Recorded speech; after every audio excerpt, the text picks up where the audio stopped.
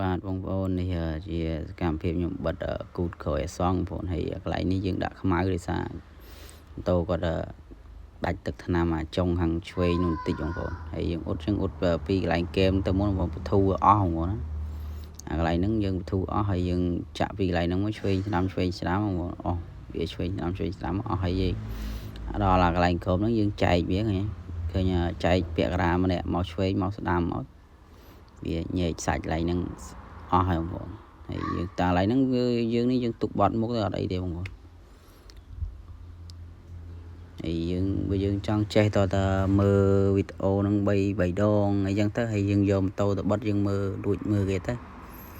ណាថាយើងធ្វើអត់ទាន់កើតតែវីដេអូដូចបើយើងអ្នកខ្លះគេមើលតែវីដេអូមើលសារ2 3ដងទៅគេចេះហ៎បងប្អូនមើលដៃគេបិទមិនអីមិនគេជាមិនគេរោលមិនចឹងណាបងប្អូន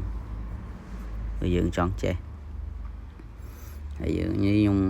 បិទមួយខ្ញុំធ្វើឲ្យមើលមួយបងប្អូនអត់ឲ្យលឿនទេព្រោះខ្លាចមើលអត់យល់បងប្អូនសុខចិត្តឲ្យនីតិវារៀងយូរតិចដូចកន្លែងនេះបងប្អូនយើងមុនយកពេលយើងជាយើងបកចោលយើងត្រូវរោលវាក្តៅឲ្យទុនស្គុតទៅយើងបកមកវាអត់លបើកអាក្រមស្គុតអាក្រមយើងបិទហើយហ្នឹងដល់ពេលនេះខ្ញុំអត់បានរោលគេបងប្អូនដល់ពេលបកមកជាមួយប្រោយអត់អីទេយើងរោលដល់ខាងនេះខ្ញុំរោលឲ្យទុនចាំខ្ញុំបកនេះឃើញដល់ពេលបកចោលមកលងស្រិលវាអត់ដោយអាក្រមរបស់យើងមកហើយវាមានជាប់កាវទេវតាអីមកទៀត